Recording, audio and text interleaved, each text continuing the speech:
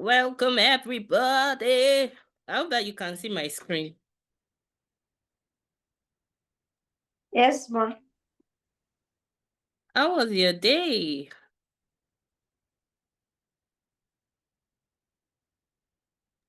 My day was very fine, ma. Thank you, ma. That's good. I'm How trying was to. yours too, ma? It was fine. It was fine, fine, fine, fine. I'm trying to give a final nudge so that people can join in.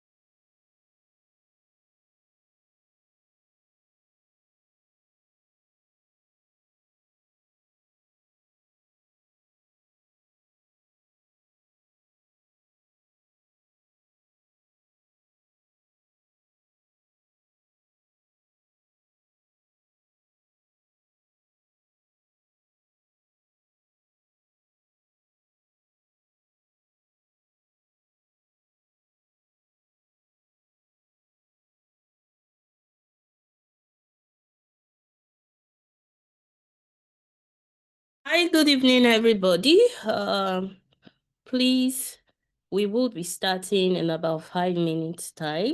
Kindly get your journal, get your pen, grab your bottle of water, and keep things moving basically, because we would be starting quite soon. I believe that we've had a great day, but like I said, my videos will be turned on very, very soon. Very, very, very soon. I'm super excited, to share what I want to share tonight. People of the tribe, I'm super excited. Please, we will be starting by 5 minutes in 5 minutes, rather. Kindly do me a favor, share with your friends, tell them to join in on this conversation. It's going to shift anybody that comes here this evening. I can tell you for sure. When it's TMC, it's mind blowing, already. So share it with your circle and tell them that let's do this together.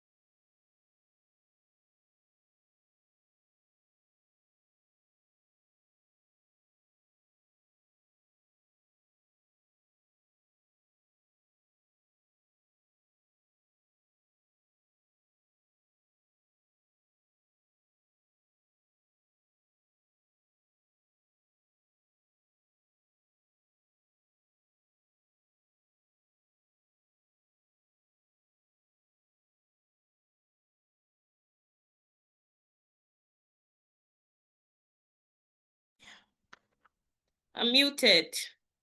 Hi, everyone. Please, can we see me? And can we hear me?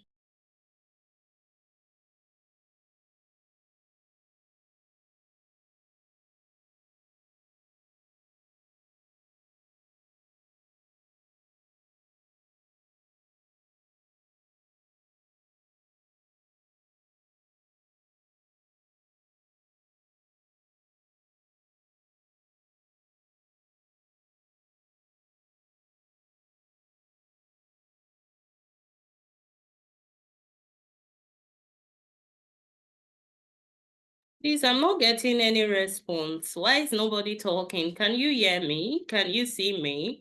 Kindly put it in the chat box, please. I'm relying heavily on your participation tonight. Please. That's one of the ways that you can do me well, basically. So please do me well. Okay? Please do me well.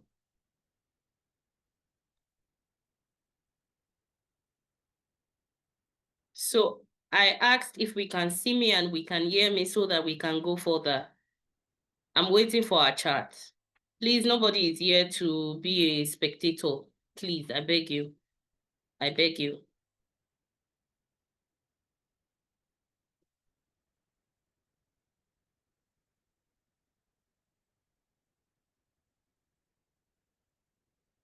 All right. Thank you very much. Good evening, everybody. Super delighted and excited to be here tonight. Super joyed that we were able to pull this through. I believe so strongly that tonight will be one for the books, right? I believe so strongly, and so I'm counting on our participation. I'm counting on our engagement so that we can be on the same pace, right? Good evening once again, everybody. And I'm super delighted. Welcome to Reclaim Your Narrative. What script are you following? What script are you following? Anybody have, has any one of us before this time, just taking a moment to really ask, truly, what script or whose script am I following? Whose script am I following? Whose script am I following, rather? These are important questions for us to ask ourselves, if we would be honest with ourselves, because sometimes we think that we are doing things because that's how we want to do it. But many times it's because that's how you have been wired or programmed to behave. How many of you agree with me? Pardon me. Let me switch off. How many of us agrees with me, right? That sometimes, what's that? Please. All right.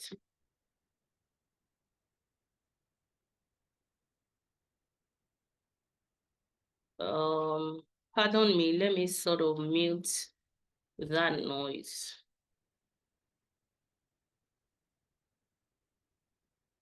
That interruption before we go further.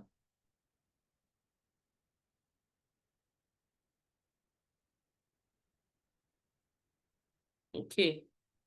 So yeah, thank you, Marvelous. Thank you for that response. I believe that every other person would actually come along, because this is meant to be quite to be an engaging session. All right, so reclaim your narrative. What script are you following?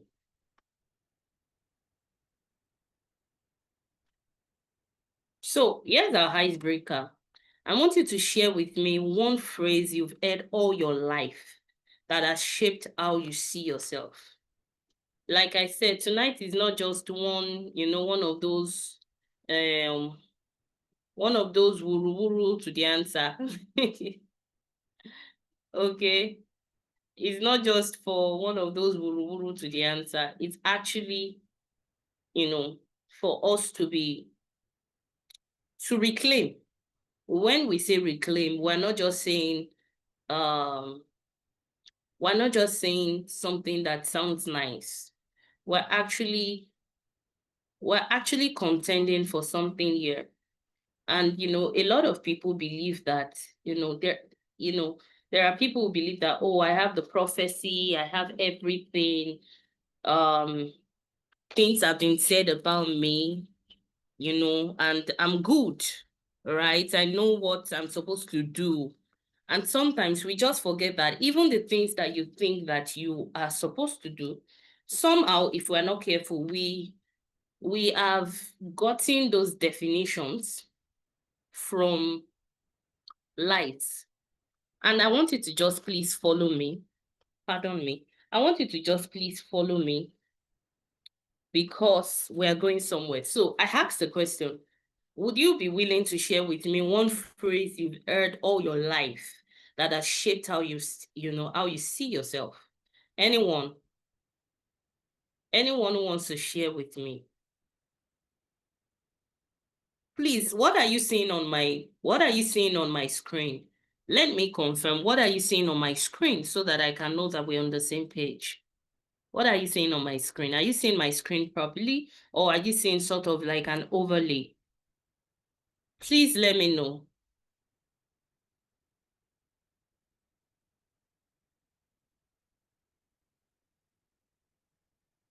Anyone?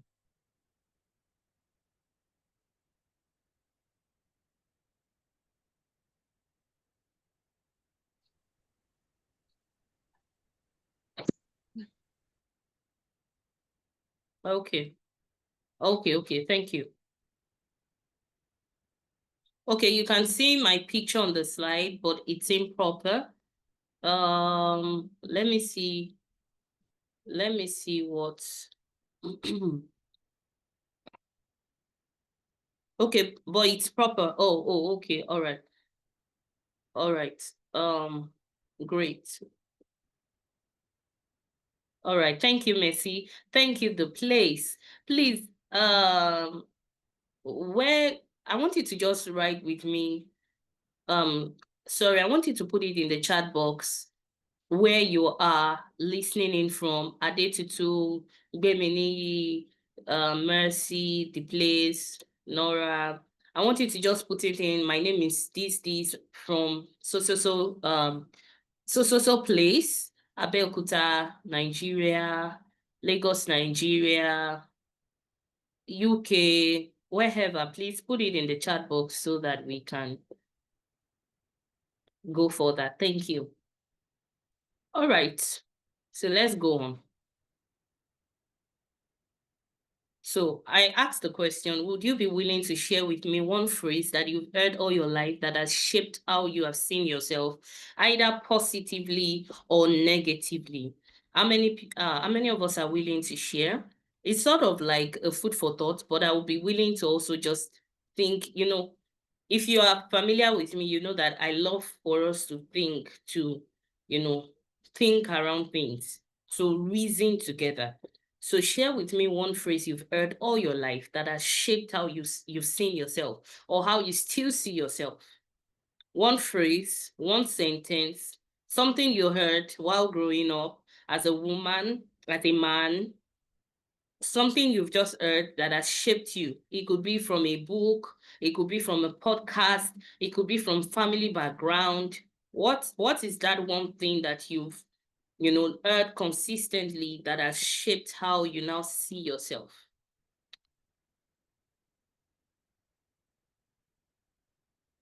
Anybody? All right, thank you. Mm, that is serious. So somebody here says, thank you, Abeokuta, Nigeria. Adetutu from Ado-Ekiti. Thank you. Mercy from Ogun State, Nigeria. Thank you. You're welcome. I feel like, I'm with people that are dear to me. It's sort in a way that, I love that little. close-knit conversation. So someone here shares with me saying that you are a fool. And she has put a knife in saying, reclaiming the narrative already. All right, you are a fool. That is something, and that's strong. How many of us agree? That's strong. And I'm really glad that Bemini says that she's reclaiming that narrative already. And there's a way that when we've heard things again and again, it just starts to shape us subconsciously. And that's what we are actually coming for tonight. It's around reclaiming your narrative. It's around reclaiming your narrative. So when we talk about reclaim, don't worry, don't let me jump the gun. Right. So thank you for sharing with me, Bemini. All right. So in case you're here, I can see quite a number of unfamiliar faces. And you are saying, who is this person I'm listening to? And all of that. My name is Avila, and quite a number of people call me TMC in this space. And so who is TMC? Briefly, TMC means the Morph Catalyst. The Morph Catalyst is a transformational speaker, corporate trainer, personal brand strategist, and I'm committed to helping individuals, people like you, and organizations unlock their next level via wonder working wisdom and strategy with a unique blend of mindset mastery, communication strategy, and personal growth insight. I empower professionals across industries, and I've gone through hospitality, finance, medical, and tech. I've trained people to shift from survival to significance by embracing clarity, amplifying their unique voice, and turning potential into performance. So simply, I help you embrace clarity. Next is I help you amplify your unique voice. You clarify your unique voice, then you amplify it. And then I turn you from that person who talks and talks to the person who does and does, right? Also, through my high impact sessions, I have challenged audiences to unlearn limiting beliefs. If you've been following me up until now, you know that I come for limiting beliefs. I come for mindsets, all right? I also challenge people to think differently and to lead with intentionality. So whether TMC is in a boardroom, classroom, or coaching room, I leave people equipped, elevated in their mindset, and ready to morph into their most powerful selves. And I always tell people that most powerful self is already within every individual. And what shifts everybody is paradigms that are higher than them. I believe so much that real growth doesn't happen by chance. It happens by decision, by direction, and by disruption. And those three things, you would see them play out tonight here: by decision, by direction, and by disruption. I'm your cutting edge speaker, and I'm an expert in mindset disruption. I'm also a certified John Maxwell trainer and an human resource personnel. So, ladies and gentlemen, let's invite TMC, drum rolls. Anyway, if you're here, I love to loosen everybody up. So loosen up if you're here, because we're going to have a great, great, great time. Like I said earlier, grab your bottle of water,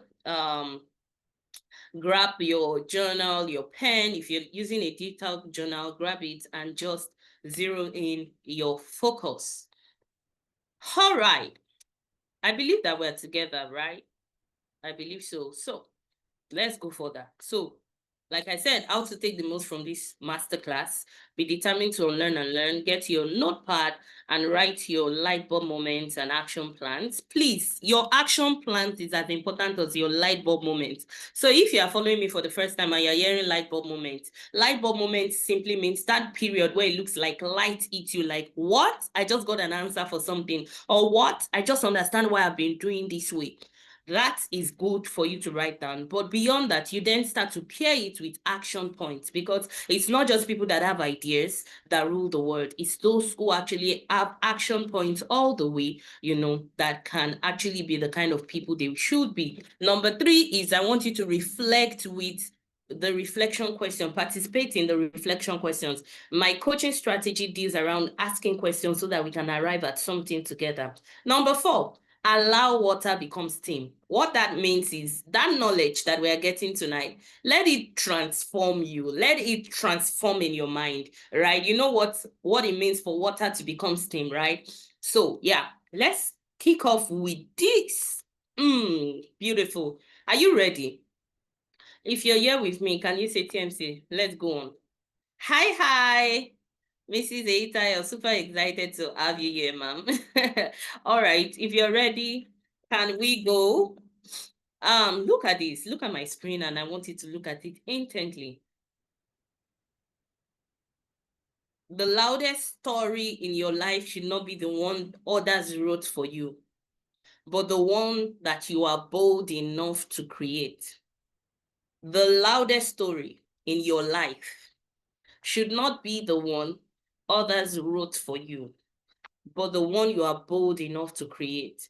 And I know that we have people whose minds are bright and who have a regulated level of value system, because somebody else can see this quote and say, oh, I should be bold enough to create. Oh, that's good. Then let me let me create something very funny. I don't want to mention stuff, but what we are talking about here is the principles that you should live by. I'm not against getting principles from external places, but I'm against getting principles that do not align to where you know that you're headed, or your value system, or the kind of principles that don't bring you higher, right, from the level that you are. I'm talking about, you shouldn't, the loudest story in your life shouldn't be the things that other people have said to you. For instance, while we were sharing the ice breaking moment, somebody said that you are a fool. Is something that she heard all her life. And I know that if we start to ask everybody, you're going to hear a lot of people say things like, oh, I heard this, I was told this. I've had people share with me that, they grew up in homes where they would literally tell you that, I know that you can't actually amount to anything. I know it so well. If you amount to something, it will be a surprise. But I want you to know that that should not be the loudest in your life. I always tell people, yes, you grew up this way, you grew up that way, but now you're an adult. In fact, the reason you are in Reclaim Your Narrative is because you are an adult. You are making your decisions. You are taking your disruptions seriously, because you are like, I don't want to look like where I'm coming from. For some of us who came from those kind of homes, you're like, even for people who came from great homes, they're like, I still don't want to even be like where I'm coming from. I want it to be better, because it can be better, right? Do we agree with me? So the loudest story in your life, this is not aspire to perspire. If you've been following me for a while, you know that we are not here to do, we are very practical, right? And simple. So the loudest story in your life, can you say to yourself, TMC, the loudest story in your life should not be the one that others wrote for you. Many of us have gone through situations have written things about you. Probably when you were young, you talk a lot, and then the next thing is you are a talkative. You talk too much. What's your problem? All of those things. And it has become so loud in your subconscious, such that when you get into boardrooms, when you get into circles of friends, you try to shrink your light. That's a story that has been written for you. And what we are speaking about here tonight is that, you know what you will do? That story that has been written, you are going to take that paper, you're going to tear it, you are going to get a new pen and a new paper, and you're going to be the one who is authoring the things that are loud in your mind. So the loudest story in your life should not be the one that others wrote for you. It should not be the voice that they said about you. Oh, she's too shy. Oh, her voice is too low, so she can't be somebody that is bold. Oh, she talks too loud. Oh, she's too confident, so she's appearing too arrogant and proud. While I believe in self-regulation, I also believe that you are distinct, and people's opinions about us should not always, I can tell you for sure that sometimes it gets at us. Like, why are people thinking in this direction? Why are people saying things like this to me? But I want us to agree together tonight that the loudest story in our life will not be the ones that other people have written for us, but the one that I am bold enough to create. So that means that there's work to be done. Can you tell yourself there's work to be done? In fact, no matter how you think that you are, what's the word now? that you are refined and you think that, oh, there is no narrative, I'm a believer. I know that my narrative is the Bible, what scripture says about me. That's very good. But I'm saying that even if, scriptures have said certain things about you, you would have to do the work of enforcing that narrative and seeing that it is a reality in your life. Do you agree with me? How many of us agree with me? Let me see your hands up, okay, or your chat. Thank you. So this is quite important. All right, let's go for that so that we can cover ground tonight. Now, maybe somebody is saying, what are scripts or what are narratives? I believe that many of us, if you are somebody that you are quite thoughtful, you might have gone to ask, what are scripts, what are narrative, because the masterclass is talking about, reclaiming your narrative, reclaim your narrative, and it's about what script are you following. And so somebody is like, okay, what is script? What is narrative? What is all of this about? I'm not trying to give you big English. So let's say script are internalized messages, beliefs, and shoulds. Have you seen shoulds in our lives where the society tell you you should be married by 25, you should be done with school by 21, you should have gotten, past childbearing by age 30, you should have gotten a car at this time of your life. You should have been living in your house by this time. You should have been a business owner at this time. You should not, or you should. So those are scripts that have been internalized over the years, beliefs that has been passed down. Just like when we had a chat some weeks ago or some days ago on the chat, on the WhatsApp group, and I was asking if some of us follow through. I was asking us, and I said that who told us that Saturdays are actually for washing, taking care of the house, cleaning everywhere? I said nobody, because obviously times are changing. Not everybody is going to a physical workspace. Quite a number of people are working from home. You could choose to do some things on Monday. In fact, excuse me, you could have your day off at work on Mondays now, right? But somebody said Saturdays must be the day where you work. As little as that looks, it could be a narrative, a script that has been sold to us, and you don't even know why you are doing it. That's why I said sometimes we think we are doing what we want to do, but we don't know that we are doing what others have told us to do. And it could be very, very, very subtle.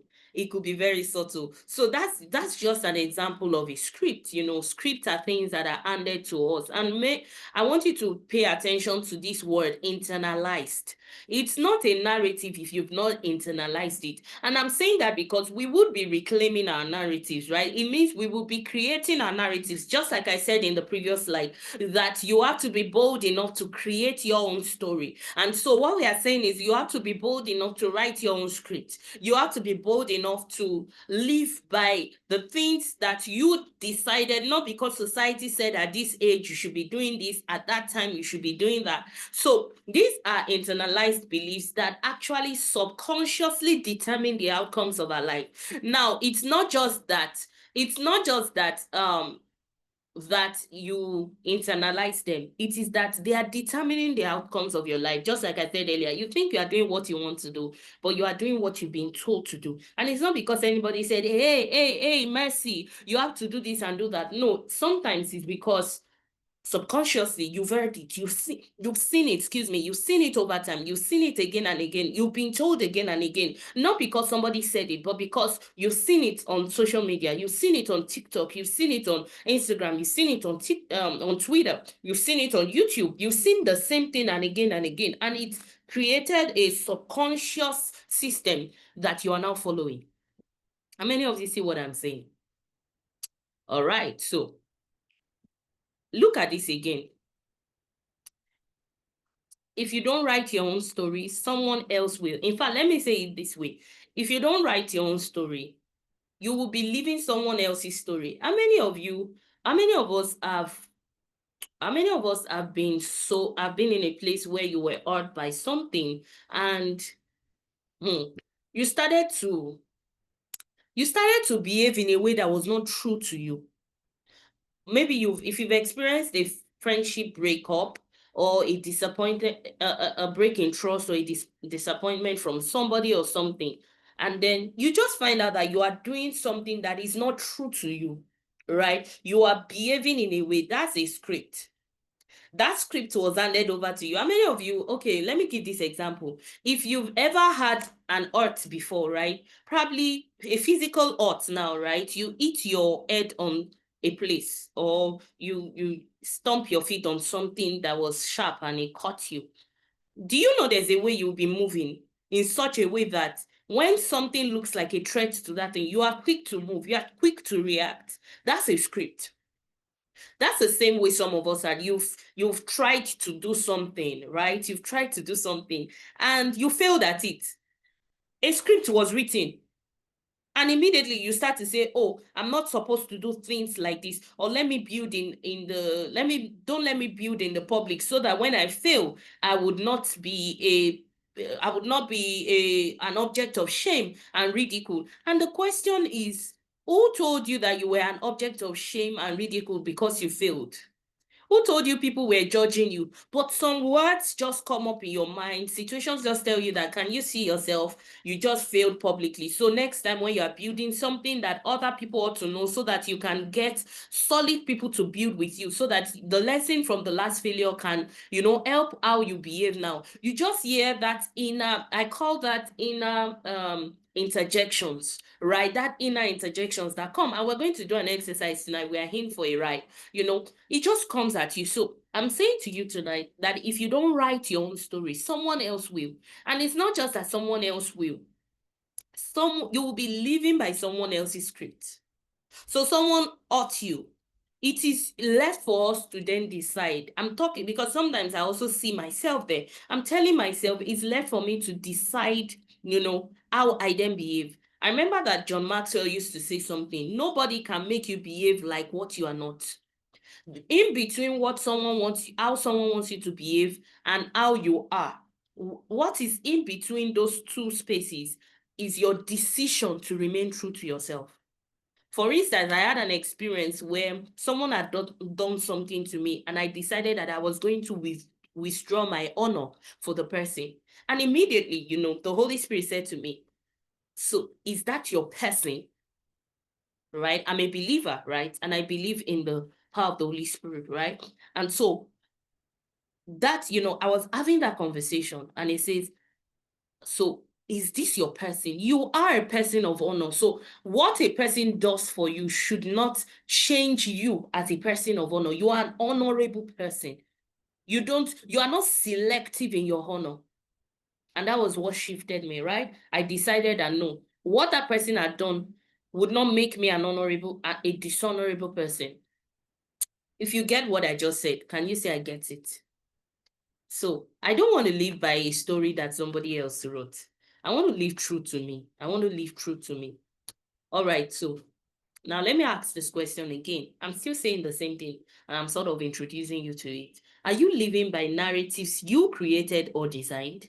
Or you are living by narratives that was sold to you consciously or unconsciously? One of the things I want you to do after our meeting tonight, after our class tonight, is for you to then ask yourself, you're going to do the work. What are the narratives that I've created by myself? What that means is, I know that beyond a shadow of doubt, the way I behave on this thing or around this matter is because this is what I behave. This is what I believe. It is not pop culture. Nothing is influencing me. I came to a decision. I came to a point in my life where I started to say, okay, this is how I would live. And the other one is narrative sold to you consciously or subconsciously. Some it could be from a movie, some it could be from a relationship, some it could be from the kind of friendships you've kept in the past that are subconscious. Ask yourself, question yourself when you do things. Why must you have this thing? Let me share something that might be quite funny to us. Are we together? So I noticed that as an adult, I would not eat a meal that does not have a protein in that sense. Do you understand? I'm sharing this, with all sense of responsibility. And so I tried to ask myself, why is it that I feel there's this way I feel when I see food without protein, like without meat, egg, something something on top. You get what I'm saying now? When Nigeria say on top, right? And I got to see that, oh, because there was a transition at a time while growing up where things started to go, no, downwards financially in the family, and those things started to look like luxury. It's now that I'm alone or I'm to myself or I make certain decisions for myself, I now start to detest it. Do you understand? Because of not seeing protein on my food started to tell me that, you are probably broke. Can you see? You can't afford. Do you understand what I'm saying? How many of you see? It looks like a simple thing, right? But I started to question myself, and I can share on and on and on. Why do you start to feel, this fear when, your bank account is just, it looks like, oh, hey, God, it's like this bank account, oh, money is going, oh, money is going, debit, debit, debit.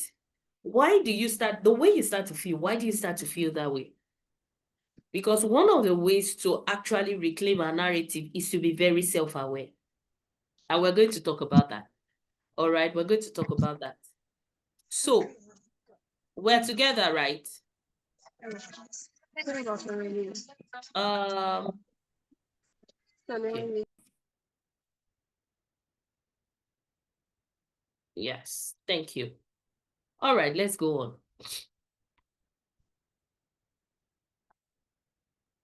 So let's go on to this framework that I created. If you know TMC, you know that I love to use frameworks to drive home my points. We're going to be using the ACRE framework. And you won't believe it was actually, let me say, like a coincidence, because I did not intend, right? I did not intend to put it in such way, or what is the word now? I just saw that, okay, we have it here, ACRE, ACRE, right? ACRE framework. And this framework is around ownership, is living truly and thoroughly, right? Thoroughly, living truly and thoroughly. Now, A is for awareness around your reclaim narrative, reclaiming your narrative. A is for awareness. C is for challenge. R is for reclaim, and E is for enforce. The ACRE framework.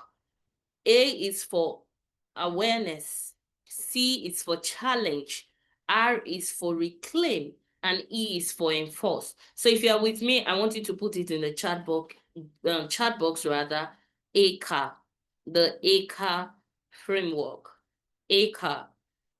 You know why this sounds very interesting to me? Because I am into real estate, right? And I understand when a client says, I want to get an acre of land, right? And what that means is ownership. When people start to own land, investors will tell you it's another level of ownership, right? You literally own a piece of the land. And this time around, it's not just a piece of the land. We are talking about that you own you. Of course, if you're a believer, you don't own you, but still you own you.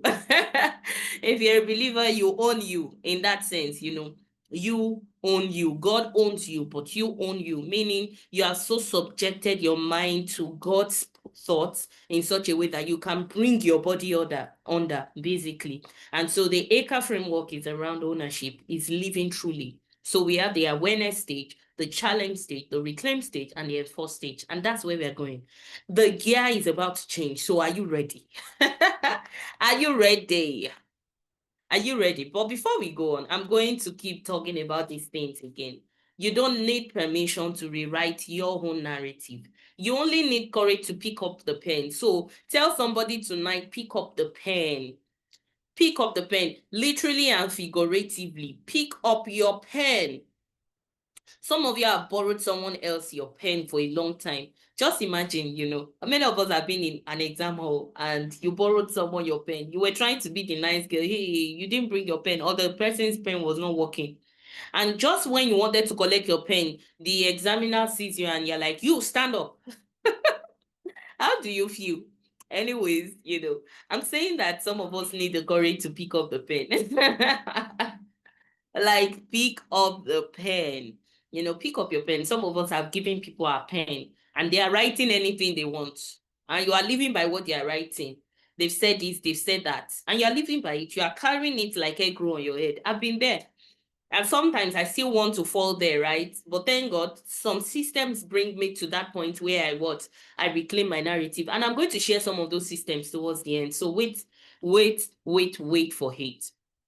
So you don't need permission to rewrite your own narrative. Someone says that whenever you wake up is your own morning. So some of you are waking up to your own morning. You are picking up your pen and you're saying, you know what, this experience that happened to me 5 years ago because I was not so good at mathematics would not keep me. Let me share something briefly with you.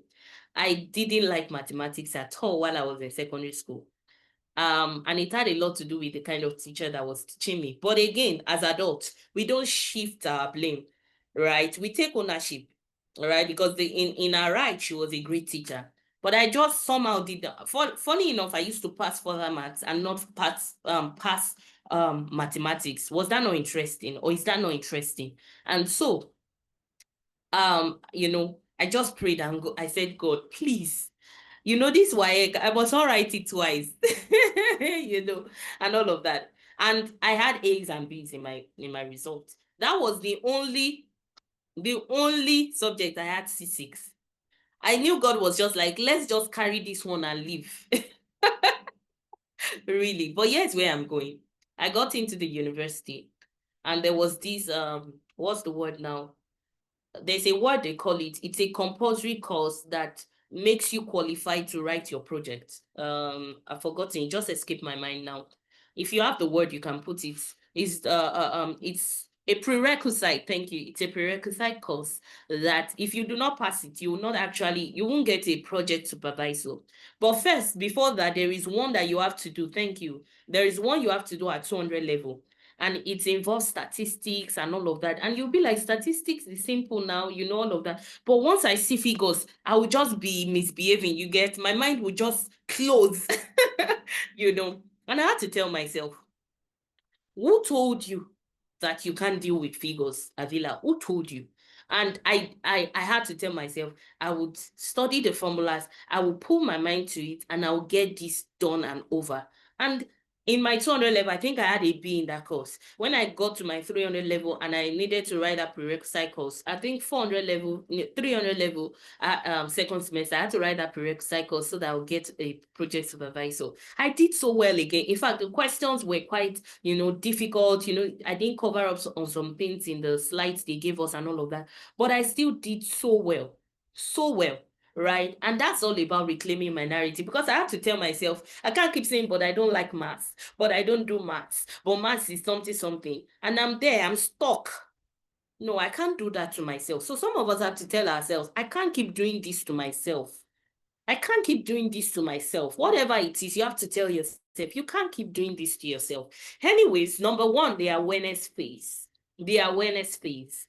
The awareness phase. And so if you see my screen, you see two different sides. And if you can see the image towards the downside a little bit, you would see sort of like a tug of war, right?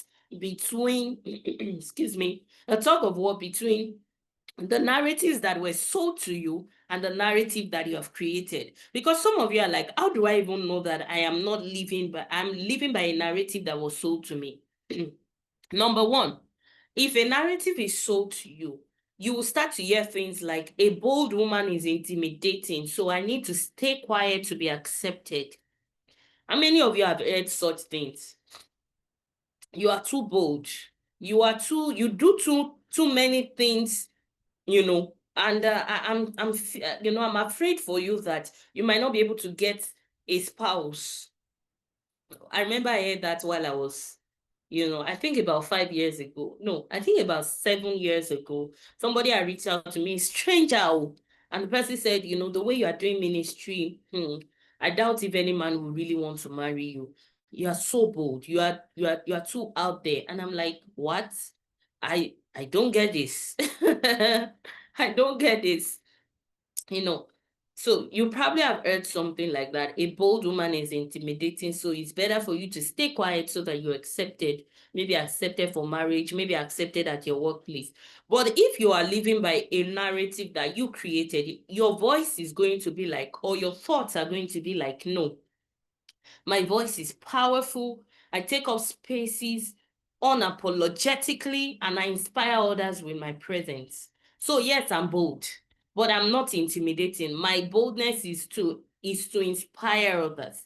My boldness is to help others see a reality in their lives. Number two, if you were sold a narrative, the awareness phase. Another thing that you start to hear is your talents are just hobbies. They can't create wealth. How many of us have heard such things? How many of us have heard such things? Your talent is an hobby. You're taking this thing too serious. What's wrong with you? It's just an hobby. Relax now. I remember I was in a coaching call last month with somebody and I told her, I said, you are treating your makeup business as an hobby and not as an actual business.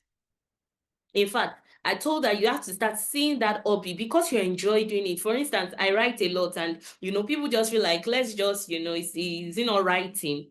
No. If I'm building a business around it, I have to see it as $1 million business that needs to get the value that it deserves. So that's a narrative. But you have to tell yourself, no, my talents are divine tools for impact, for wealth, and legacy. Number three, if you show yourself too much, people will think you are proud. I think this one is for me because I've heard it too many times. You are you love to seek attention. And I'm like, no, I'm just being me. And one thing I've discovered, people who do not have the courage to be themselves unapologetically feel that every other person around them are doing too much. In fact, if you start to feel like people are doing too much, you have to check yourself. You have to check your esteem level. You have to check if you yourself you are living by what is true to you. Or how do I say it? You have to check if you yourself are really living a life that you are meant to live. Or if you are living a life that you should be living, or if you are living as the authentic you. Of course, like I said earlier, I believe so much in regulation, self-regulation. I used to tell somebody, I remember there was someone around me and this person was saying, oh, that people feel like I'm too intimidating and I'm proud and I'm unapproachable. And I told her, I said, yes, it could happen. And it might not be because that person is wrong all the time, because we must balance these things. Sometimes you are truly intimidating. Sometimes you are truly proving a point. And I started to tell her, self-regulation is something that every single person have to learn. And that self-regulation is around reading the room. I had to learn it. It's a skill. You read the room. Yes, you read the room to actually put up your best self in certain context. Sometimes it's not because you are dimming your light. It's because you are helping others. Yes, it happens sometimes. Of course, you don't do it all the time. But sometimes, if you look at certain contexts, you just choose your battles. You choose your battles. So, there are things and you don't talk about. You look at them, you learn from them. Because of course, you'll be a blessing to them if you share your view. But sharing your view might put you in bigger problems that you might not want to take on at that point in your life. Not because you are shy, not because you are running away from things, but because you are choosing your battle. It's self-regulation and it's a wisdom everyone has to learn. If you got that, let me see in the chat box and say, I get it. I get it, TMC. All right. So the other flip to people telling you are too proud, people will think you're proud, is that your light is actually meant to shine. You are actually meant to showcase your brilliance boldly and not shrink to please others, right? You cannot be that person that every single time you are shrinking to please others. You don't want to talk. I don't want to talk. I don't want to talk. Of course, I'm not saying, like the description I gave earlier, you can decide to talk. And you can look at some other places and feel like, no, let me choose my battles here. I'm not ready for this.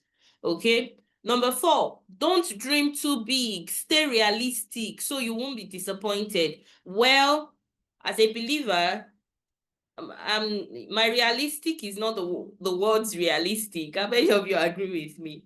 Anyways, if you've heard this a lot, right, where people are like, you are not realistic. How would you say you would sell this number of products in 1 month? But guess what? There is something powering our reality, my reality, right? So I can do some things that might be physically impossible, but yeah, that's how I roll. All right, so instead of saying I don't want to dream too big, let me just stay realistic, let me stay small, let me, so that I'll not be disappointed.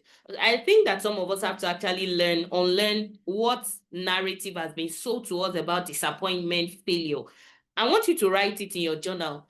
What are the narratives that have been sold to me about disappointment, about failures, about not about my past mistakes? And then check it so that you can see how those things might be sponsoring subconscious things in your mind. Next is my dreams are valid. So if if narratives that have been sold to you is don't dream too big, stay realistic. The other flip for you creating your own narrative would be your dreams are valid and you need to pursue them with both faith and strategic action. With both faith and strategic action.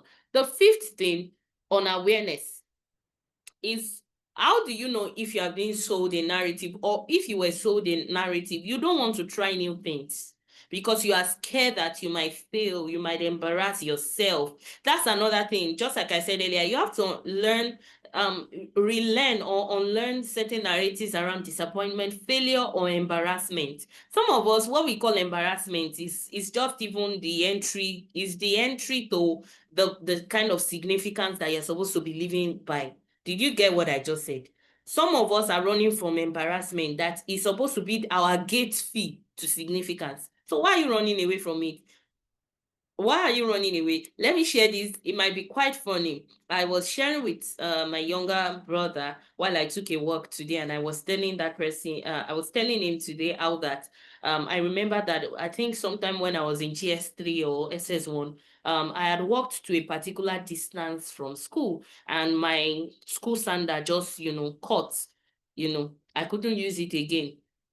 And I was trying to patch it, how you'll be walking slowly and all of that so that I will not. And I told him, I said, I just got to a point and I said, what's this nonsense? And I removed the two, I removed the two sandals, the spoilt one and the one that was not spoilt. And I started walking barefooted till I got home. And then I told him, I said, I just had to tell myself, what's the meaning of this? Like, like, I just had to do what I had to do. And I was telling him, I said, I wasn't even embarrassed a bit that day because I'm like, I just want to get home. Right? And I was saying, I doubt if anybody remembers that again. Do you understand? Nobody lives around saying, oh, this was the girl that over something years ago walked. They don't even remember. People are too busy with their lives. So some of us are afraid of embarrassment that are not embarrassment. Like, live your life. Laugh at your embarrassment. Do you understand? You spilled a tea, laugh at it. Yes, I said it. You spilled the tea. You spilled the tea. Laugh at it. People are busy with their lives, basically. So saying, I just embarrassed myself. I just embarrassed myself. No, live your life. Okay. So instead of saying, I don't want to try new things, I might fail, I might embarrass myself, tell yourself feedback. Failure is a feedback. Can you tell yourself that? Failure is a feedback. So step out boldly, knowing that every attempt sharpens your success. That's really beautiful, right? So if you've been telling yourself, let me not be too intimidating, then you are living by a soul narrative. You have to now trace what made me think that I am intimidating. Maybe my friends, maybe my parents, maybe a situation, an experience. If you've told yourself my talents are just hobbies, they can't take me anywhere, start to ask yourself, why? Was it that when I wrote my first book, someone laughed at me? Nobody bought. How many of you have created things and nobody bought? It's very possible, and that could have sold you a narrative. The next is If you start to tell yourself, oh, I don't want to be too proud, I don't want people to think I'm too much, that's you already selling a narrative to yourself. In fact, that's you already living by a sold narrative to you. And if you tell yourself, I don't want to be, I want to just be realistic, probably you've trusted God for something before and it didn't work out, or you wanted to do something, it didn't work out, and you're just like, oh, let me just respect myself because I don't want to be disappointed again. No, no, no. That's a narrative you are living by already. The last is when you are someone who does not want to try new things, you are scared of embarrassment. Remember that embarrassment is your gate pass to significance. All right. So let's do an awareness audit. Let's check your results.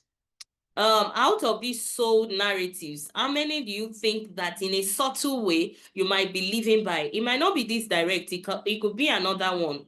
How many of us want to share with me? Would you put it in the chat box? Something that you think struck you and you're like, oh, number one, number two, number three, number four, number five, and you're like, I think this thing is still there in a little way. It could be you get embarrassed too easily. That's a narrative.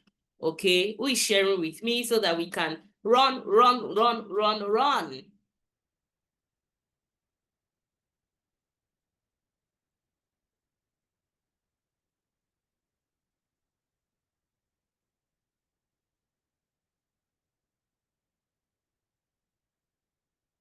Number one and number three. Thank you, Gbemini. So you are going to sit back and go and check it. Okay, number one, number three. That's really important for you to check out. Yeah, number five. Someone say number five. I actually hide from being embarrassed. Yeah, I can get that, but laugh at it. Basically, enjoy. It's your life, so have fun while at it. Number one and number five. A bold woman is intimate. Yeah. Thank you, Nora. Thank you. So let's go forward. So we've seen our results, right? That's your result. So do with it something important. So you start to be conscious about it and start to now do better. Let's go to the challenge phase. But before we go to the challenge phase, I want you to check this until you make the unconscious script conscious. Look at that. Just like we just checked out for our results, our audit, awareness audit. Until you make the unconscious script conscious, it will direct your life and you will call it fate. And this was inspired by Carl Jung. Until you make the unconscious script conscious, meaning until that which which is powering the way you think becomes conscious, becomes known, becomes aware to you, it will direct your life and you will call it fate. You will say, oh, that's just how I am. I posted it on my status a couple of weeks ago. That's just how I am. In quotes is that thing we tell ourselves when we want to escape self responsibility and self-governance, right? And creating our own perceptions. That's what we tell ourselves. I'm just like that. No, you must make the unconscious script conscious, or else it will direct your life and you will call it fate.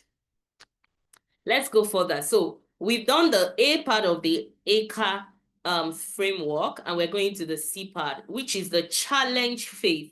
Now, I want everybody to put it in the chat box and tell me I accept, or tell me challenge accepted.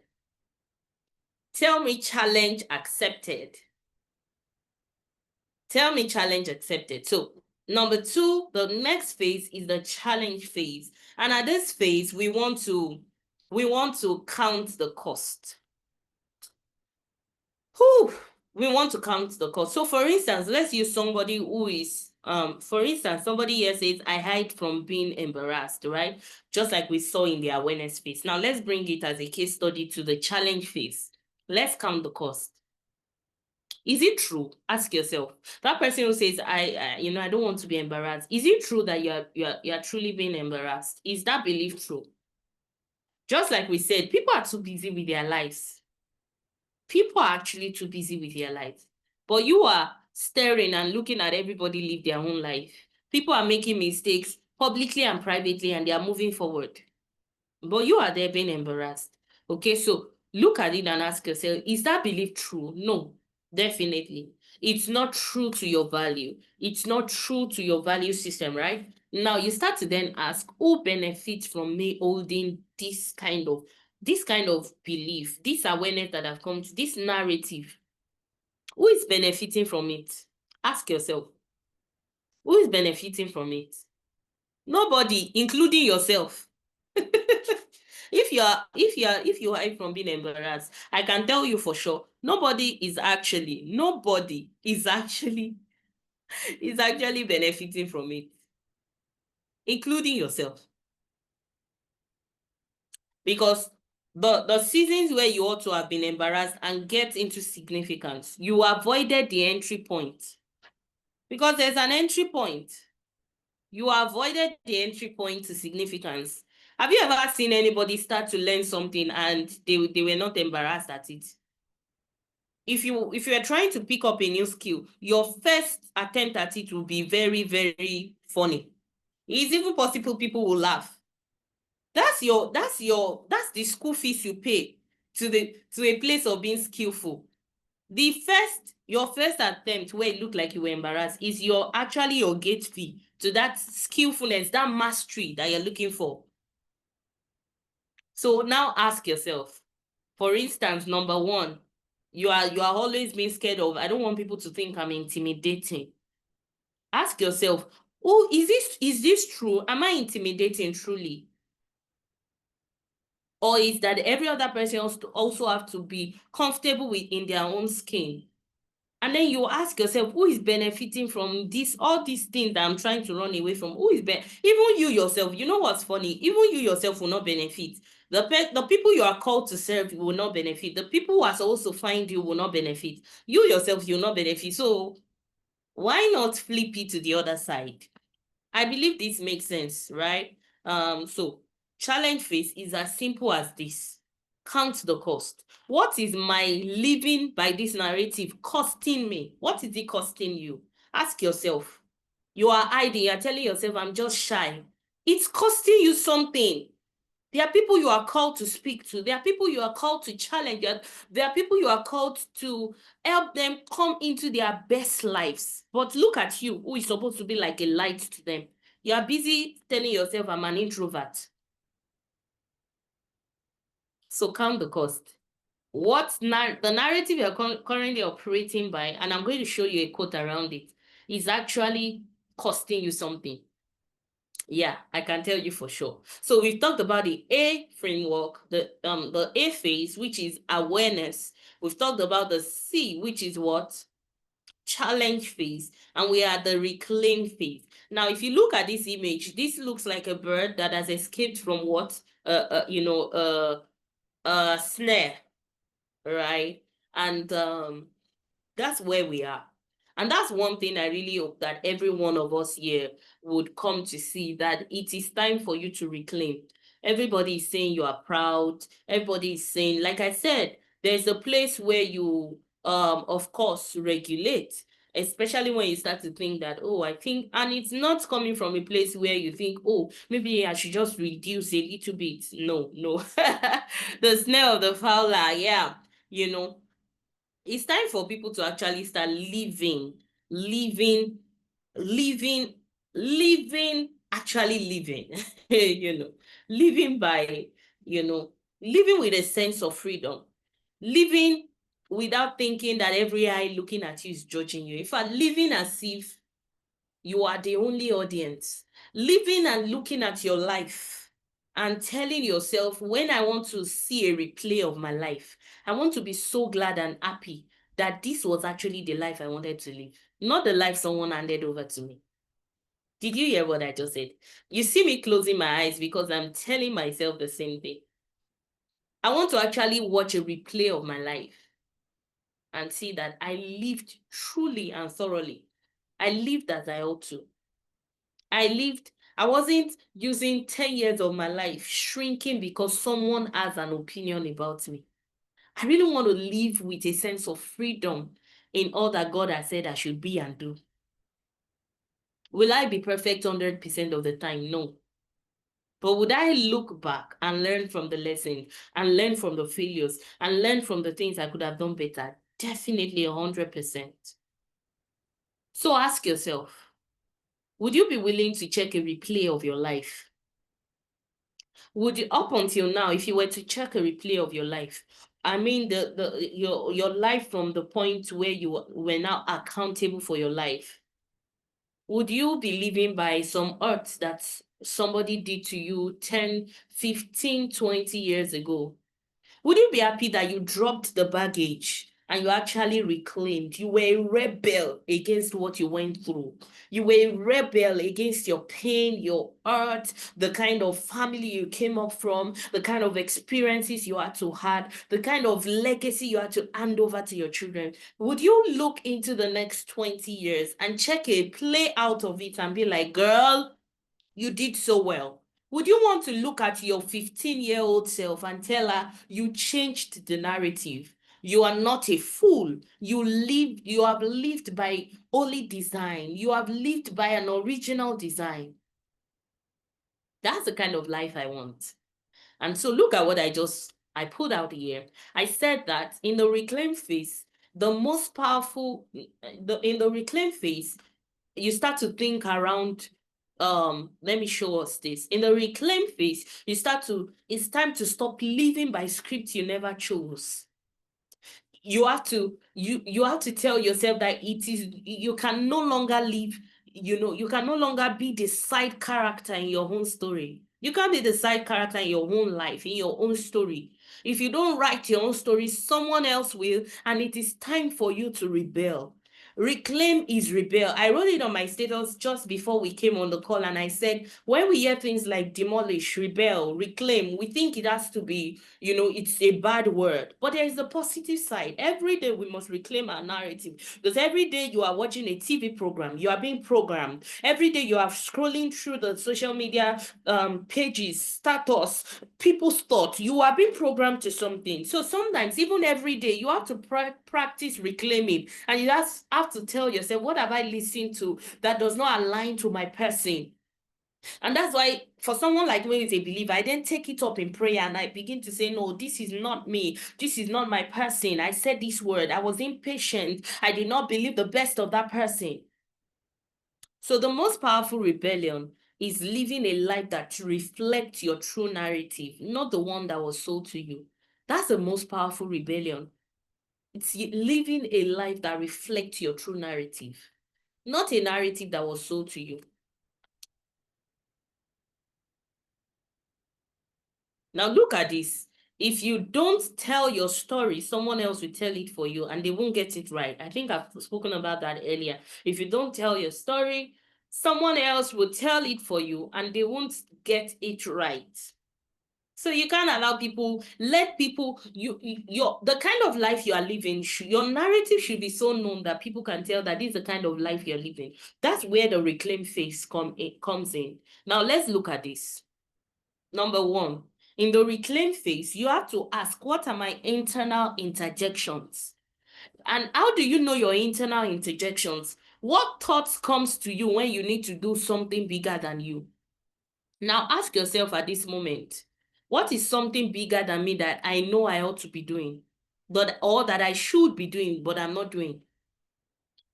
What is that first thought that comes to you? Oh, can I do this? You are biting more than you can chew. Are you sure you have what it takes to do it? You like dreaming. Those are internal interjections, your inner critic, like someone said earlier. And guess what? They are your narratives. That is why we have to reclaim them. Your internal interjections.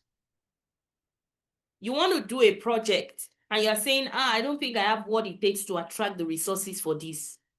Those are your internal interjections. So how do you know that you're even in that phase where you need to reclaim? Is that you have spotlighted your internal interjections and you're now starting to say, I'm not going to live by this. What are the thoughts that comes to you when you need to do something bigger than you in that sense? Are you following? If you are following me, can you say, I am here? Thank you.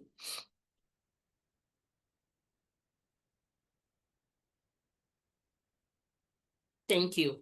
Thank you.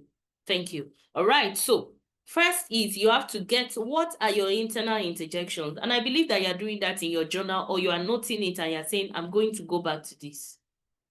So your internal interjections when when you ought to get into a new relationship or friendship, what are the internal interjections that come to you? Don't give your all. Be careful. You are too loving. Those are narratives.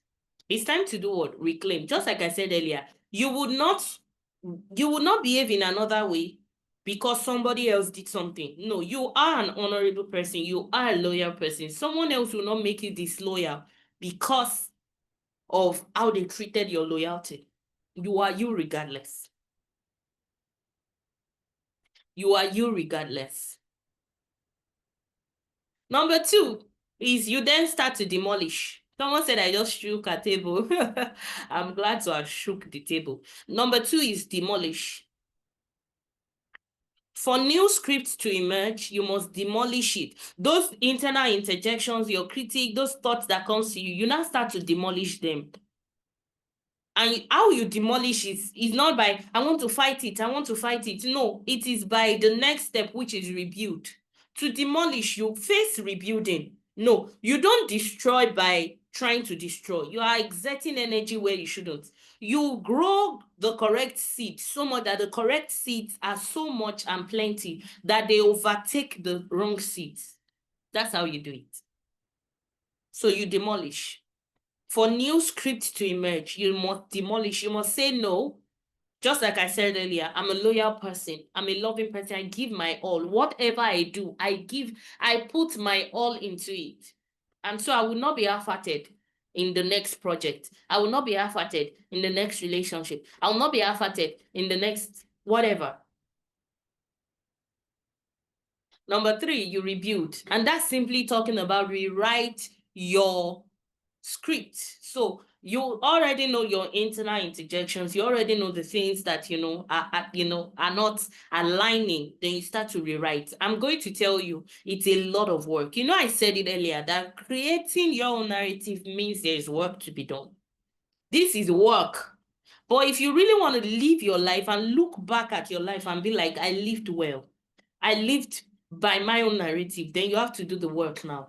So that you pass a legacy that generations love. Not just generations, because sometimes I'm like, not just that other people love the kind of life that you lived, but that you truly love the kind of life that you lived. Number four, look to the mirror.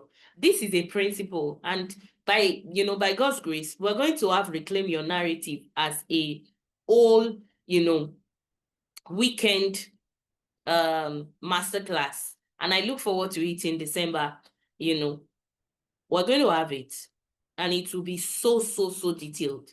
Right? I can't cover it up all. Look to the mirror. This is a phase where we start to look at new perspectives. You start to look at the mirror, and the mirror here is something higher, a paradigm that is higher. So if you're a believer, you could say, oh, the scriptures is my mirror. If you, aside that, you could start to look at books, you could start to read certain materials that start to shift your perspective. Probably you start to, for instance, you are always shy and you have something to do with public speaking. You then take a book by, what's this man now? The name just escaped my mind, and you read how to speak confidently. You read those books. Yes, you're a believer, you're praying, but you take up those materials alongside and you start to read them and you start to practice them, because we're going to come there. Because the place of practice is that place where in our ACRE framework, the E is for enforce. So number one, check your inner interjections. Number two, demolish. Number three, rebuild. Number four, look to the mirror. Are we together? And I believe that you're already full of light. Are we already full of light? So yeah, reclaim is rebel. Simple. So rebel against the scripts that you're living by. It's time to stop living by scripts you never chose. You have to write your own story. It is time to rebel. You can no longer be the side story the side character rather, in your own story. Now we are the enforced stage or the enforced phase. Drum rolls. We are the enforced phase. And what does this look like? It looks like enforce has a lot of force, because you will be tempted to go back to your old nonsense.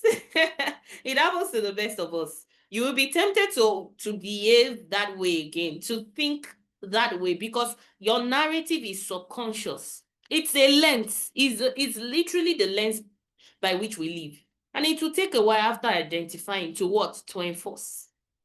Enforce. You eat it, you enforce. You keep doing it till it conditions. Till you shift the conditioning. You can rewrite your conditioning. Because your present conditioning, you learned it. You learned it. I'm telling you, you learned it.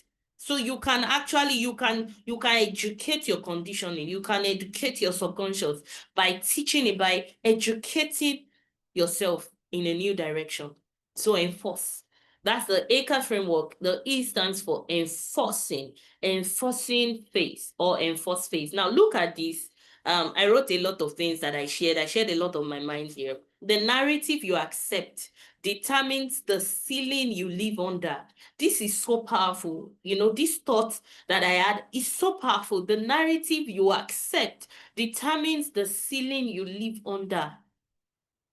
So it is led for you to break. So what it simply means is that the kind of outcomes you are having is the kind of ceiling that is over you. Because you've accepted a narrative, so you have to determine to break it, to rewrite it, to rise. Can you tell yourself, I will break the narrative or the ceiling, I will rewrite my narrative and I'll rise boldly. You have to tell yourself that. The narrative you've accepted determines the ceiling you live under. Now look at this. So how do you enforce? That's the question. How do I enforce? How do I enforce? I've been told all my life that I am lazy, and I'm now trying to unlearn it. I've been told all my life that I love seeking attention, and now I'm trying to unlearn it. Or probably you've even told yourself, or probably you are truly an attention seeker. Probably you have an issue with your self-esteem. It happens. That was why I was talking about regulation earlier. It happens. It happens. But you start to tell yourself, how do I really enforce? I want you to know, number one thing is that enforcing is around your daily living, daily habits. Because how you picked up the current narrative and lens and conditioning is by daily enforcing. Is reinforcement. Reinforcing is powerful. Patterns, that's how they are built. So you create it like you were going like this. So you're going to turn back like this. It's going to be initially, it's going to be like, what?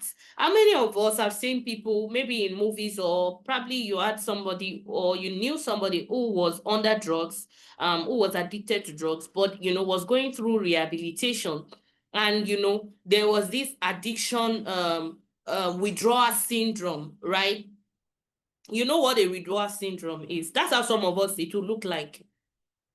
You are like, oh, but I love to seek attention. Oh, but I love to. And, you are trying to rewrite. You're trying to enforce a new reality, a new narrative. It would look like withdrawal, what's the word now?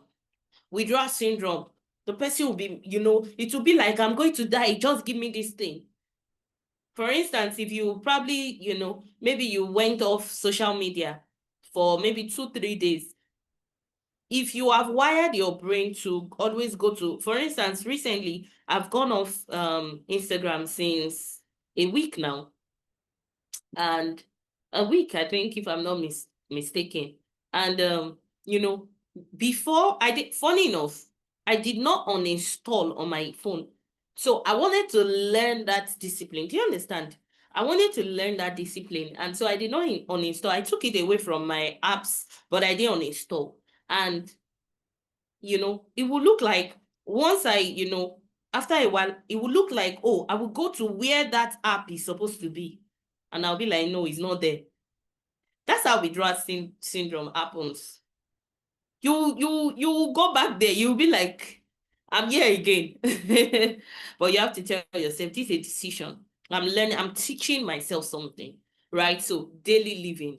Start to ask yourself, whatever narrative you have seen or that you further see as you meditate and as you think about, as you turn water to steam, like I said when we started, that water must turn to steam. You start to then ask yourself, how do I break this down to daily living? Number two, Have a manifesto. This is so powerful. That is one of the ways to enforce your reality, to enforce a new narrative, that you have your own manifesto. You know how it is when a politician wants to get in. That's the same thing. You must speak your own manifesto to yourself.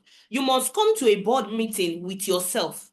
Look at yourself on the other side of the table and tell yourself, read out your manifesto to that person.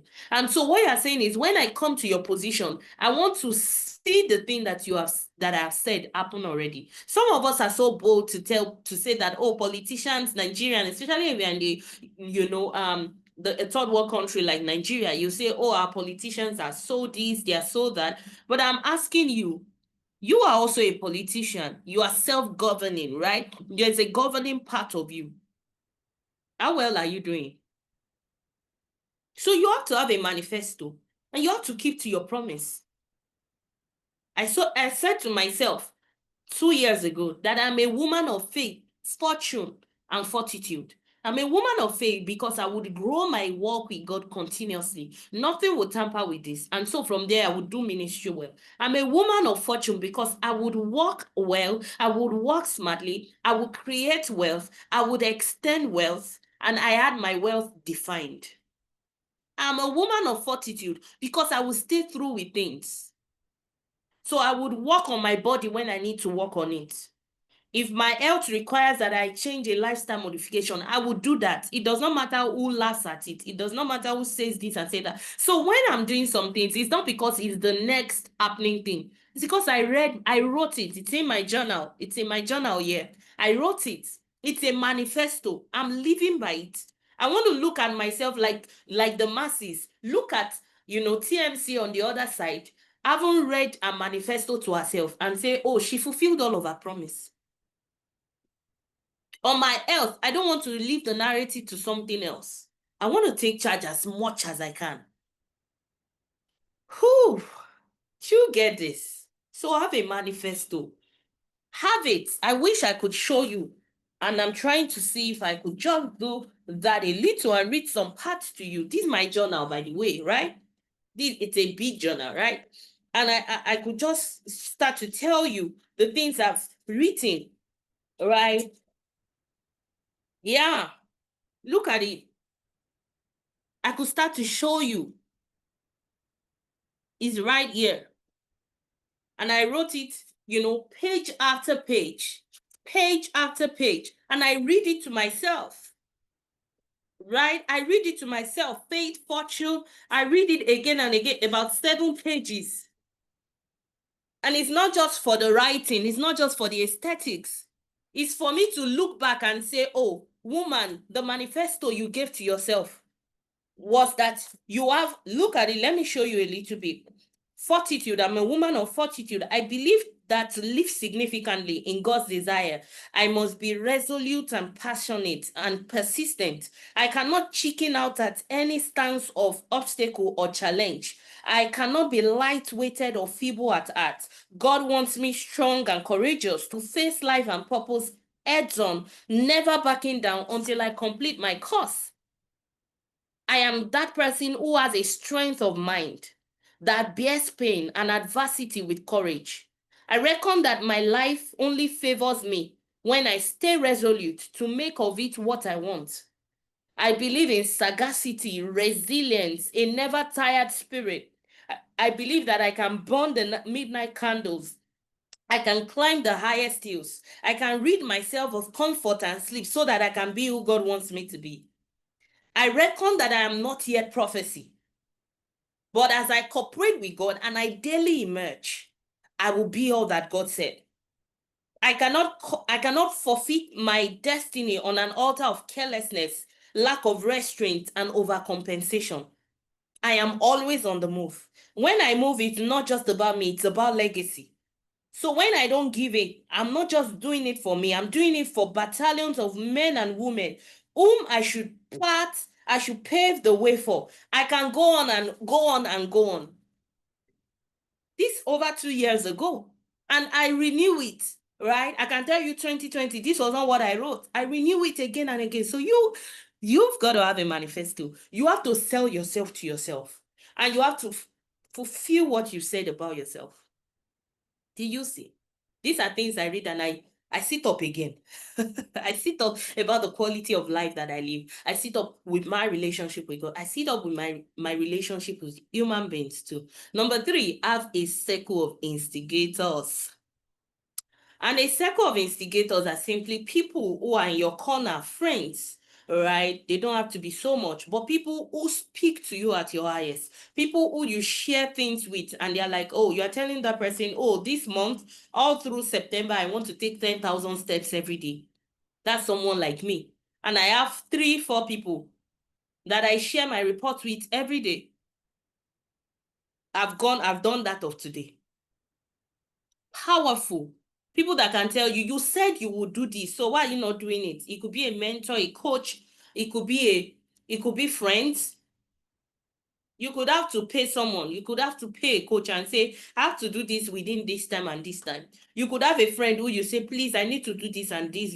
These are circle of instigators. The people that make sure that the things that you said you would do, you must do them and you will become them. So good. The last is be true to your life. You could have a manifesto, you could have circle of instigators, but guess what? You have to be true to that which you've written about yourself. You have to be true to your life. You have to be true to it. Can you say, I'll be true to myself? I'll be true to my life. I'll be true to myself. I'll be true to my life. So good. Woo! How many of us felt like the temperature increased? You felt like TMC, the temperature just increased. Like, what? You mean it? Yes, it's there. I could go on. Fit. Fit is part of my personal manifesto. I have to be fit. Fit for purpose. I have to live to see the legacy, right? That I believe God has called me to build. I don't want to be sent to China and I'm taking a stairs and I want to faint. No, I don't want that person to be me. I don't want to do that to myself. I don't want to be on vacation with my family and not be able to go and have fun with them because I did that to myself. Oh, yes, there could be other things that could contribute to how I am, right? Or how I could be. But I tell myself I need to reclaim my narrative, including my health, including my relationships, including my personal development. We have to stop deceiving ourselves and actually live by our manifesto. Because if you are not living by a manifesto you created, you are living by another manifesto. It might just be negative. So, frequently asked questions. Are there questions? I've thoroughly enjoyed this session. I love to share some of the things that I believe that have worked for me and are working for me, with people. And this is very fulfilling for me with everyone that is still here. Very, very fulfilling for me. And of course, the recording will be available. I got you. The recording will be available. So are there any questions, or do you want to share with me some of the things that have stood out with you? You could unmute your mic if you don't mind. Let's do that soon so that we can start to, just round this up. Okay, anyone, do you want to share with me any question first? If there are no questions, you could share with me. Anyone who wants to share, you could show me. You could raise your hand so that I could unmute you so that you could share with us. And I believe everybody should be able to share something and you'd be like, TMC, I'm living here with this one. What? This is my light bulb moment, or these are my light bulb moments. Anyone? Don't go silent on me. Let me hear from you.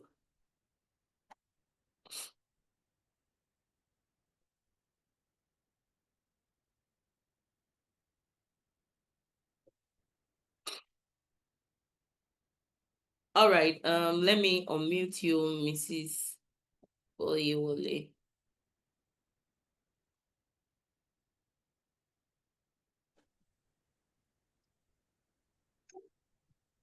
Good Okay. evening. All right. Good evening, ma'am. Thank you very much. Thank you so much for another life-changing class.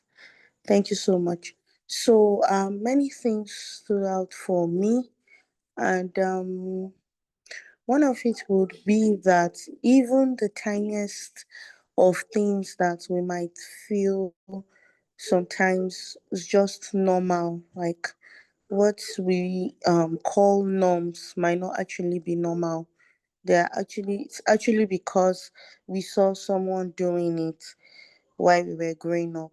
We we so we just felt that was the way to do it, and that's like a story, a script being written, and we are following. So like when you mentioned the protein that must be on top of your food, sometimes I remember that there used to be a time while I was growing up, it was the culture in my house that you don't eat your meat until you finish your food. And so I felt it was just the norm. So, funny enough, up until now, and it's been a really long time from when I was very little, and I still follow it. So, it's just like, and I have a child, and still, when and she would feel that, okay, there was this, sorry, this might look like I'm, but just to buttress on what Please I go on. learned, took out from there. So I have a daughter, and she's very free spirited. So when she's eating, and in between, she'll just take her meat and she'll eat it. And initially, I used to say, why are you taking your meat in between the food? And she will just tell me that I will still eat the food, and it will be like, okay. And sometimes in my mind, I'll be like, okay, it doesn't mean that if she eats the food in between, the meat in between, she won't finish the food. But because there is just this way that we have been wired, like, okay, if you don't do it this way, then it is not the right way. So that has also taught me. Then the other light bulb moment for me was where you said that the fact that something happened to us at one point or the other shouldn't change who we are, shouldn't change who we are originally. And that was why I said you shook my table, because I know that a particular incident happened to me at a point in my life where it affected the way I thought about relationships. And then this wanting to hold back, even though inside of my heart I'll be like, this is not my person. I'm just the naturally go all out, do just be yourself. But because of the hurt, so I just try to hold back so that I don't feel hurt. And in a way, I feel that is like building ceilings, like what you said. So I think this is high time I demolished it and rebuild, just as you said. Then the manifesto, I I think that was the exact part where the temperature of the room changed. And I would just like to ask if you could like give a template, I don't know, on how to like write a personal manifesto, so that that can be like a major takeaway that we can always refer to, that okay, from this class, from Reclaim Your Narrative, I had this manifesto. Because sometimes all that we want to do, all that we want to, how we want to live, the pictures that we create, they are all in our minds. And it is more realistic when it is written down, when we can see them, when we can refer back to them, and they stand as guides to us. So that's it. Thank you so much once again. I really appreciate the opportunity to be part of this class. Thank you, ma'am. Super delighted. Thank you. And thank you for this idea on, creating sort of like a template. So yeah, I will create a template and I'll share with us. That works, right? So once we are done with this class, just go put down your email on the group or as soon as we're talking so that I could, send it to us directly. I would be super delighted to share that with us. Somebody wanted to talk, but I think probably network took her off. Okay, I think that Nora wants to talk. But let me say this around something that Mrs. Oyewole just shared. How that I remember that when I was about to start my, my weight loss journey, I remember before I shed my first 10 kg, I started to encounter this roadblock around it, and I saw that it was my mindset. And it just occurred to me that all my life I learned that you must have more carbohydrate, more carbs, more than protein. Whereas actually you ought to eat protein more, and allow it get filling more before carbs, little carbs. And another thing I discovered was food was a reward system in the kind of context I grew up on. So if you did well, you will get double your portion. And guess what? I was learning wrongly how to eat. My relationship with food was messed up. Right. So now I now started to learn how to say no to, yes to smaller portions, no to bigger portions, and start to stop rewarding myself with food every time when I think that I did so well. And eating so much that I can't stand up. All right. So those are narratives, little. All right, let's see. Let me hear from Nora before we finally wrap this. It's been such a great time.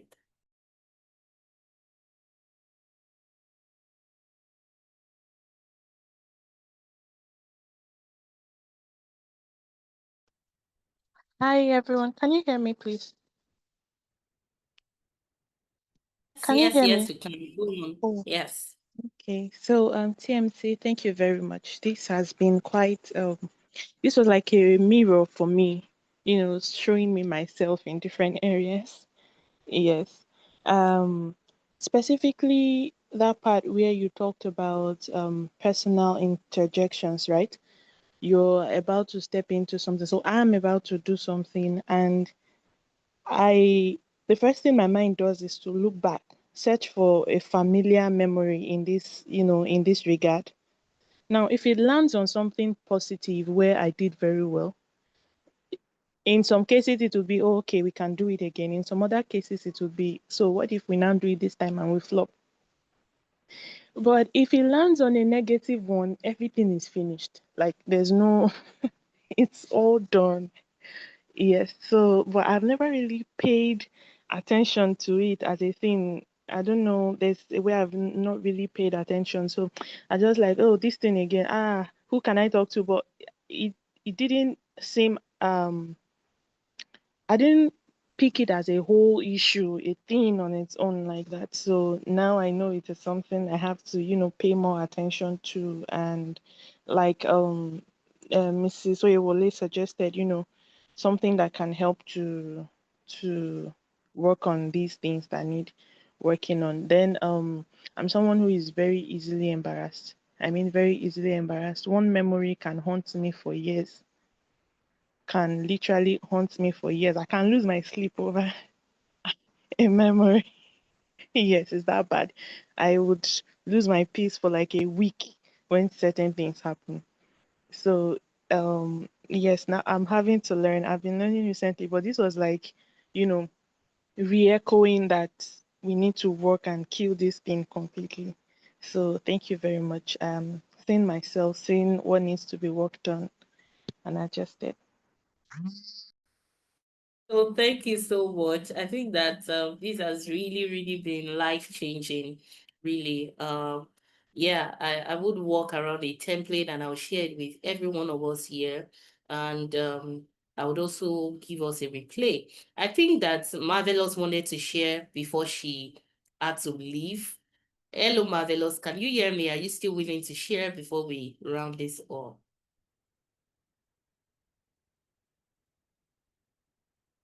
All right, so please unmute and let's quickly do that.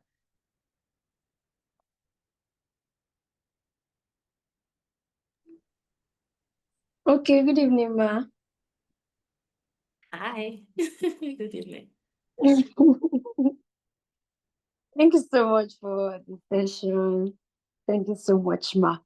Me talking right now is part of me reclaiming my narrative.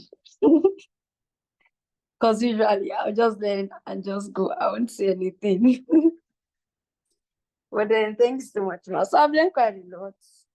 Really, really, really a lot. And one part again, I did not mention it. I mentioned number 1 and 3 earlier, but later I realized that I'm actually a victim of the number 5 too, being embarrassed about things, no one to like. I'm really so conscious of. I'm always so conscious of who's looking at me, what are they thinking about me, what are they saying about me. Every of my steps, I'm so conscious of who's looking at me, and I can't just be myself. Sometimes I'll be at home, we'll be in the bathroom dancing and just doing stuff, and I'll be like, so why can't just be like this outside? Can't just live my life. To just leave me alone. Can't I just live my life? But I'll just go out. I went out with some of my coach this past week, and she something happened. I think I can't really remember. I think maybe she was taking a drink and she spilled it on herself, and she just laughed.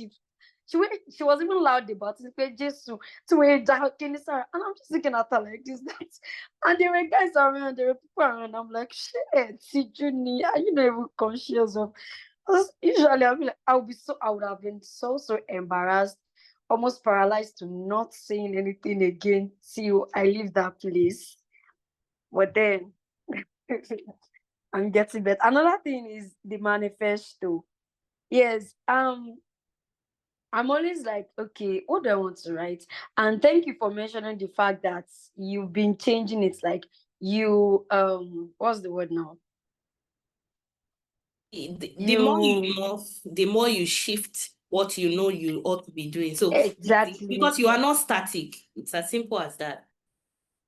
Someone is like, "Ah, what if I write this now?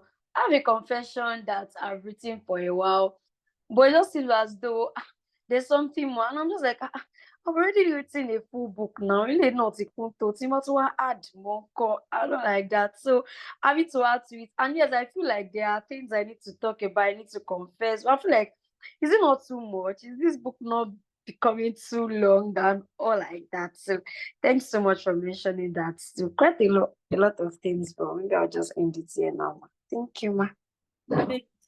Thank you for sharing. I'm so happy, and I feel so fulfilled that this had this impact. We will meet by do I want to say October? Yes, but October, first week in October, we'll have another session. I promise we'll have another session that will be life-changing. Just keep the tabs on. Don't sleep on me on the group. You would see information. So just join anytime. And please invite people, share with people. This should reach out to much more people. Now, in conclusion, let me share this with you. Silence has never built legacies. Bold, authentic voices do. Silence has never built legacy. And we're not even talking about being the most popular person on social media. We're talking about living as the authentic you. We're talking about leaving imprint and impact on people, on systems that are beyond you. So silence has never built legacies. Bold, authentic voices do. So I want you to say to yourself, I won't be silent. I will build legacies. I will be bold and authentic so that I can have a life that I'm truly proud of. Thank you, everybody. Thank you. And I really look forward to seeing you share some of your feedbacks on the group so that it can help other people also get on the recording. And also I'll be sharing the template and the recording with everybody. All right, enjoy the rest of your night. God bless you.